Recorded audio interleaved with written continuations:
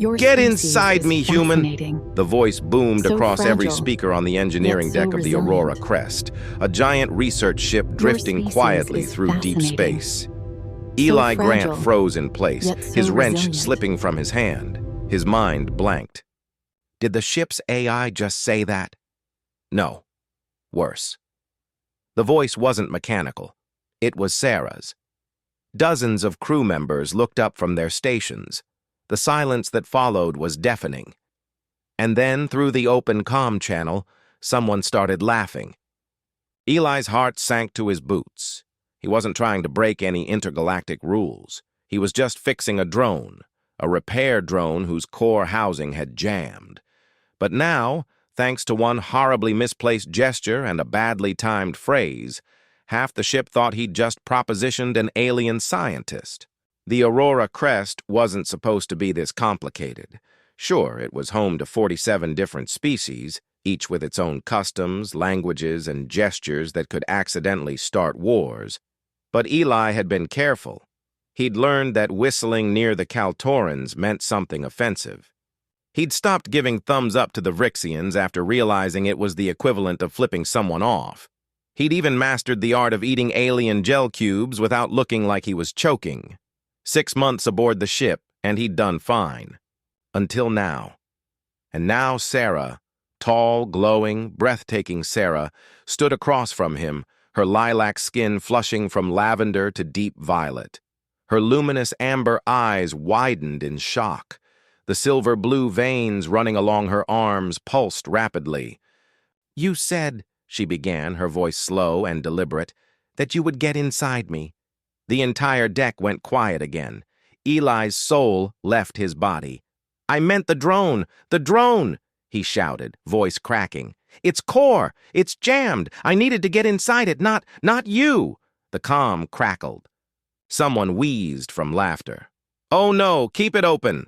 came the captain's voice, trying and failing not to laugh. Eli wanted to crawl into the nearest airlock and eject himself into space. Sarah tilted her head, still analyzing. "But you pointed at me when you said it." "I was gesturing. Humans gesture when we talk," he said desperately.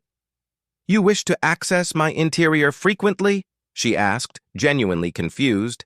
The entire deck lost it. Eli groaned. "I hate my life." 3 days later, Eli was still the ship's biggest joke. Everywhere he went, someone smirked or whispered, "Get inside me." Even the cafeteria bots started glitching and repeating the phrase. Technician Vorik, a blue-scaled alien with fins, called out one morning, "Need any help getting inside your work, Grant?" Laughter erupted. Eli flipped him off, forgetting that in Vorik's culture, that meant good luck. Vorik beamed. "You too, my friend." This was his nightmare. He couldn't hide forever. And worse, he had to face Sarah again, because their next maintenance rotation required working side by side. The stakes weren't just his pride anymore. If he didn't fix this misunderstanding, his professional respect could vanish. And any chance of friendship, or whatever strange spark was forming between them, would die completely. Eli took a deep breath and walked to the lab. The door hissed open, revealing Sarah standing at a glowing holo display, studying alien cell samples. Her white hair floated like silk in zero gravity. She turned. Her skin shifted to a soft rose color. Embarrassment. "Engineer Grant," she said formally, "I have been studying." "Studying?" "Human idioms," she replied, pulling out a data pad. "I do not wish to misunderstand you again." She scrolled through her notes. "I'm dead. This does not mean actual death. Hit on me, not physical violence. Sleep together does not involve sleeping. Your language," she said gravely, "is chaos." Eli burst out laughing despite himself. "Yeah, we're pretty confusing." Then she added softly, "In my culture, such statements about interiors are mating proposals." Eli's brain exploded. "Oh," he whispered. Sarah's voice lowered. "The thought of you wanting such intimacy was not unpleasant." It frightened me." The room fell silent. He couldn't breathe. He wanted to say something. Anything. But she changed the subject, pulling up a screen. "Captain Voss has ordered a human phrase dictionary. After you told Lieutenant Pax to break a leg, he wore armor for a week." Eli groaned. "Yeah, that tracks." Sarah smiled. "It is already 50 pages long. Bite me does not involve biting. Netflix and chill is not about temperature regulation. Want to come up for coffee rarely involves coffee." He laughed until tears came to his eyes. For the first time since the disaster, the tension broke. And that was the moment Eli realized he didn't just like her, he was falling for her. It started small. Sarah would hum softly while organizing data, a melody that somehow made Eli's heart ache. She saved him the good rations from the cafeteria. She stayed up through entire nights helping him repair oxygen systems. Late shifts turned into conversations. Conversations turned into connection. Connection turned into something deeper. One night they sat on the observation deck, watching stars streak by. Sarah brought Cuvion wine, glowing blue and sweet. "Tell me something true," she said, her golden eyes reflecting starlight. "Something humans do not usually say." Eli hesitated. Then, "Okay, I think about you all the time. When I wake up, when I work, when I try to sleep. It scares me." Her skin shimmered pink. "And I think about if we could ever be compatible." Their shoulders brushed. "May I?" she asked. "May you what?" "Touch your hand." When she did, warmth spread through his body, her skin glowed, and he felt her emotions, nervous, hopeful, kind. She pressed her forehead to his. "I want to know you, Eli Grant," she whispered. "Every strange word, every confusing emotion. I want to understand what makes you human." "And I want to know you," he said. Not through translation, but through truth. They leaned closer, and then the alarms blared. "Hull breach. Reactor containment failure. Red lights flashed across the deck. They ran. Be careful," Sarah shouted, gripping his hand. "I'll see you on the other side," he said. "That's an idiom?" "Yeah, means I'm coming back." But the situation was bad. The reactor core glowed bright orange, energy leaking like fire. "Containment at 30%, Eli shouted. "Manual access required."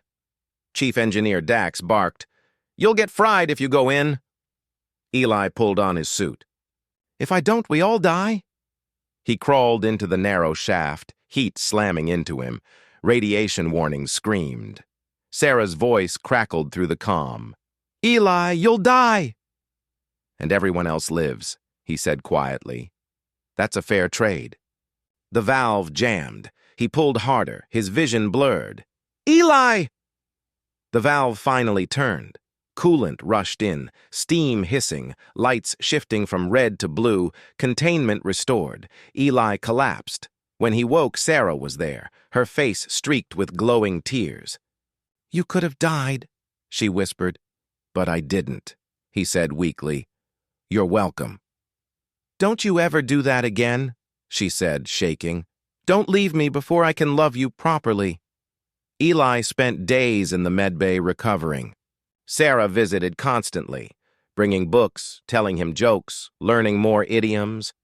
One day she said, "I have been practicing human banter. Your actions caused irregular heart rhythms.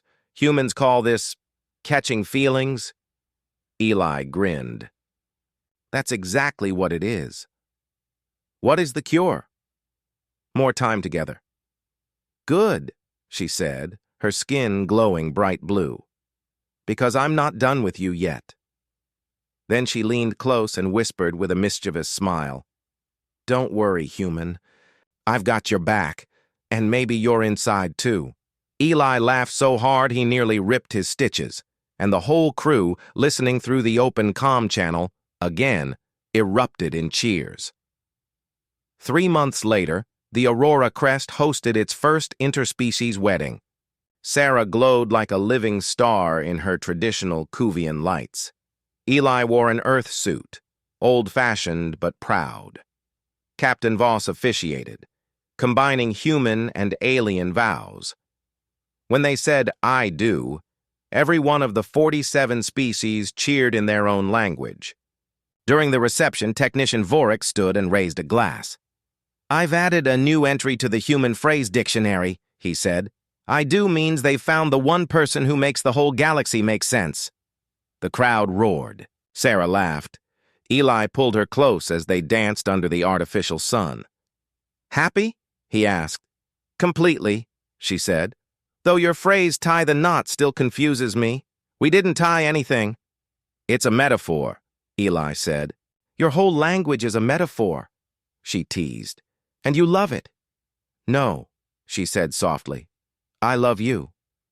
They danced until morning. Proof that love needs no translation, only patience and a little laughter.